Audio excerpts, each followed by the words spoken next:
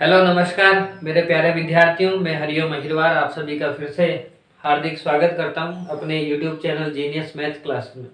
दोस्तों अपन पढ़ रहे हैं 10th class NCERT Hindi medium की मैथमेटिक्स और उसमें अपना चैप्टर 4 चल रहा है। आपके एग्जाम भी नज़दीक आ गए हैं तो थोड़ा स्पीड बढ़ाएंगे अपन पढ़ने की, और इसके बाद में अपन ऐसा चैप्टर लेंगे जो आपके लिए पास होने में मददगार साबित हो। तो देखिए ये भी क्वेश्चन बहुत इंपॉर्टेंट है, अक्सर हर साल बोर्ड में 4 से 5 नंबर का ये पूछा जाता है और इस बार भी इसमें से डेफिनेटली एक क्वेश्चन आएगा ही आएगा। देखिए यहाँ पे क्या है कि द्विघात समीकरण के मूल अस्तित्व में है तो आपको मूल ज्ञात करने हैं। इसमें विधि का नाम नहीं दिया। तो देखिए हमारे पास 3 विधियां हैं, 2 विधि हम पढ़ चुके हैं और तीसरी विधि आज अपने को पढ़नी है। तो मैं क्या करूंगा, मैं इन तीनों सवालों को तीनों ही विधि से एक एक सोल्व करवाऊंगा ताकि आपके तीनों का ही रिवीजन हो जाएगा और तीसरी वाली विधि आपको पढ़ने को मिल जाएगी। तो देखिए पहला सवाल ये अपन ने कैसे पढ़ा था, इसको अपन गुणनखंड विधि से पढ़ते हैं।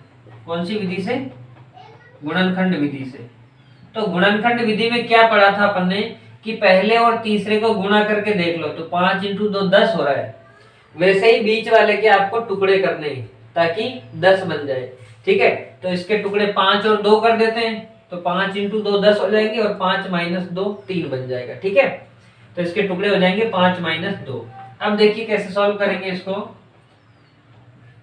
2x² माइनस इस 3 को मैंने लिखा 5 - 2 x + 5 = 0। अब इस x को खोलेंगे, इधर से इस माइनस को खोलेंगे। ठीक है, तो देखिए क्या बन जाएगा, यहां से -5, यहां से माइनस माइनस बन के +2, इधर से देखिए x दोनों के साथ लग जाएगा तो 2x और ये 5x, और ये कितना है अपने पास +5 = 0। तो देखिए पहले 3 पद थे, अब 4 पद हो गए। 2 2 का क्या बना लो, पेयर बना लो, इससे कॉमन लो। देखो x की घात 2 है, x की घात 1 है, तो जो कम घात होती है वो कॉमन में आता है, x कॉमन आ गया। अब देखिए 2 और 5 में से कुछ भी कॉमन आने वाला नहीं है, तो देखिए 2 एज इट इज बचेगा और 2 घात में से 1 घात कॉमन आ गया तो x बच जाएगा, -5 बच जाएगा, x कॉमन में चला गया। अब देखिए यहां से क्या कॉमन लेगी, वापस ऐसा का ऐसा ही बच जाए।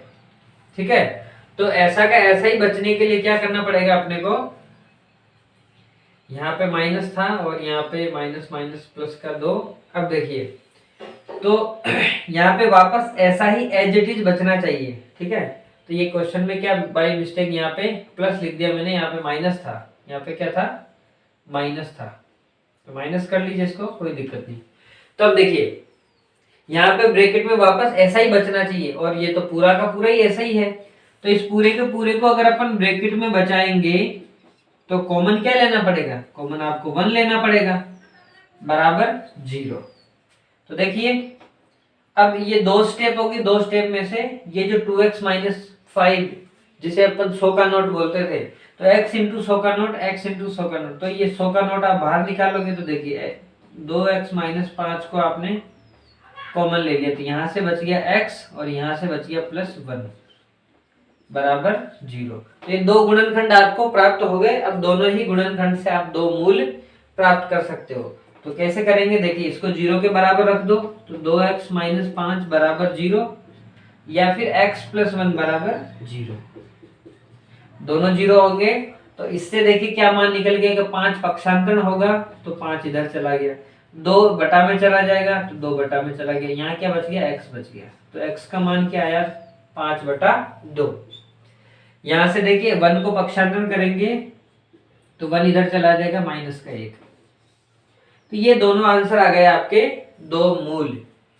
ठीक है, तो ये हो गया गुणनखंड विधि से हमने इस द्विघात समीकरण के दोनों मूल ज्ञात कर लिए। ठीक, अब ये करते हैं दूसरा सवाल अपन दूसरी विधि से, जो थी पूर्ण वर्ग बनाकर हल करने की विधि।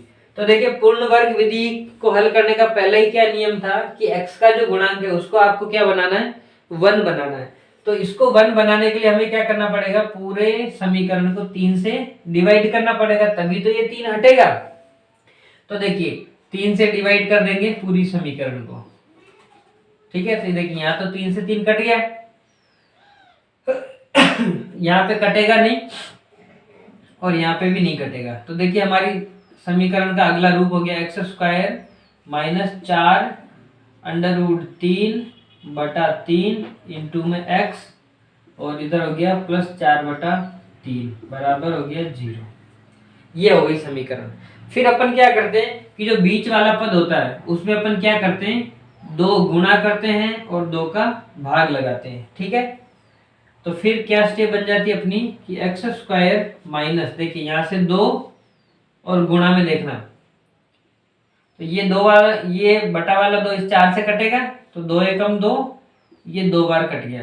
और देखिए यहाँ √3 है और बटा में 3 है, तो 3 क्या होता है, 3 खुद 2 बार अंडरूट बनता है। ये जो 3 है वो क्या होता है, खुद 2 बार अंडरूट रहता है, यानी कि जो 3 है उसको हम √3 गुणा √3 लिख सकते हैं। तो इस ऊपर वाले एक अंडरूट से नीचे वाला एक अंडरूट कट जाएगा, तो बटा में क्या बचेगा, एक अंडरूट। तो देखिए यहाँ से ये वाला 2 यहाँ लिख दिया मैंने, फिर ये 2 यहाँ से ये तो कट गया, तो बटा में बच गया √3। ठीक है, और साथ में बच गया x। फिर देखिए आगे क्या स्टेप थी कि बीच वाले पद में 2 और x, इन दोनों के अलावा जो पद रहता है उसको हम क्या करते हैं, एक बार प्लस करते हैं स्क्वायर लगा के और एक बार माइनस करते हैं स्क्वायर लगा के।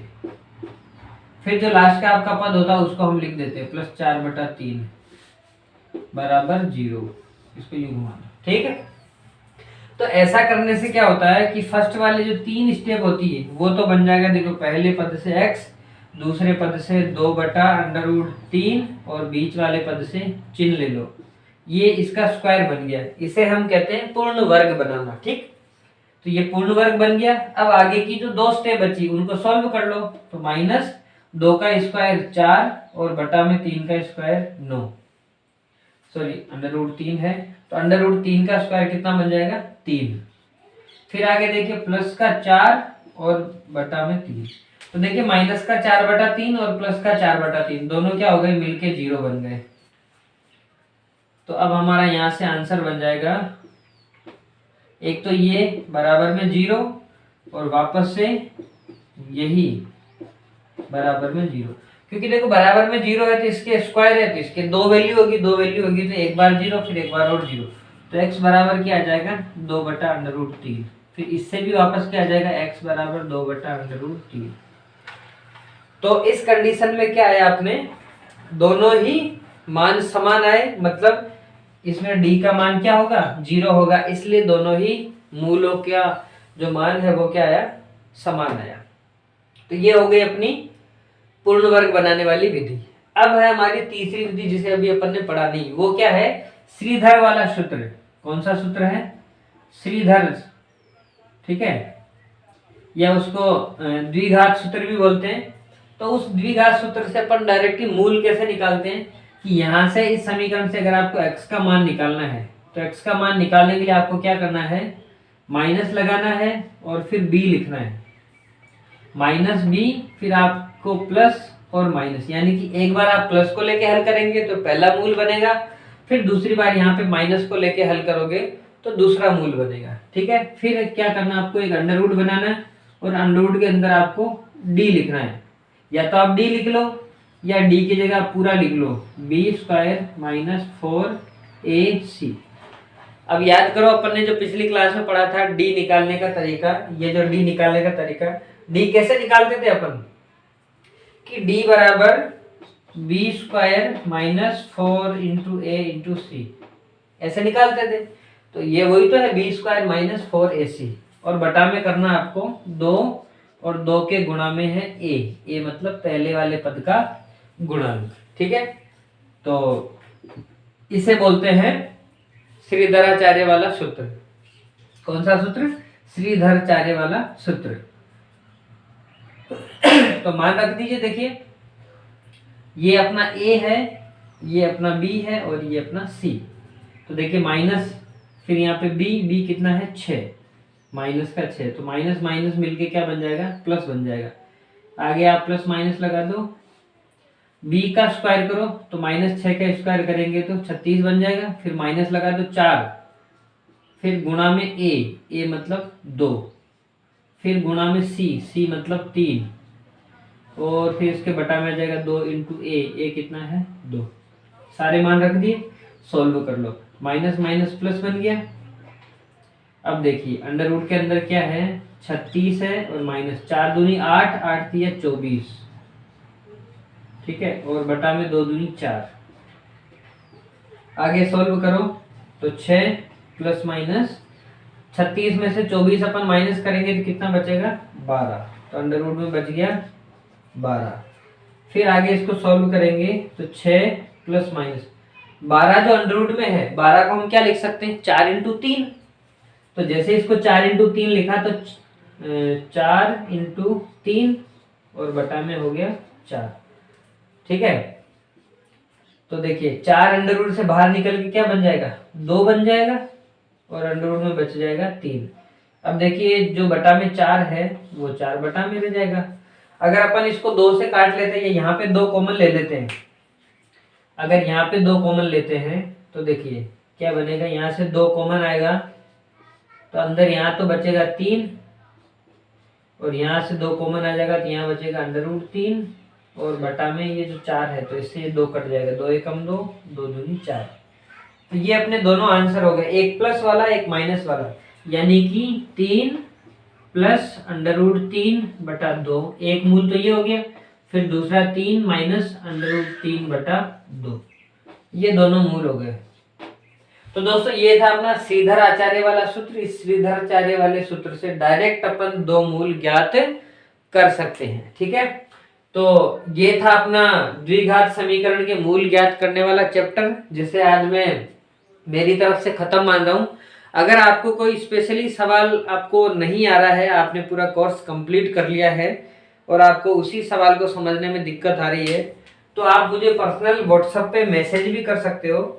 मेरा व्हाट्सएप नंबर है 8769685734। आप उस पर क्वेश्चन का फोटो खींचकर या कॉपी में क्वेश्चन लिखकर आप मुझे व्हाट्सएप कर सकते हैं। आपको हैंड टू हैंड उसी दिन या घंटे 2 घंटे में आपको पूरा इस तरह से सॉल्व करके सॉल्यूशन वाला आपको सवाल भेज दिया जाएगा, ठीक है। और अगर मुझे टाइम मिला तो मैं वीडियो रिकॉर्ड करके भी क्लास अपलोड कर सकता हूँ।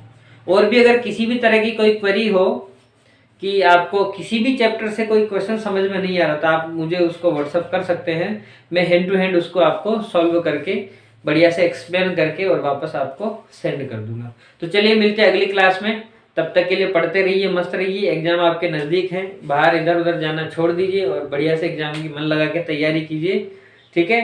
तो मिलते हैं अगली क्लास में। थैंक यू, जय हिंद।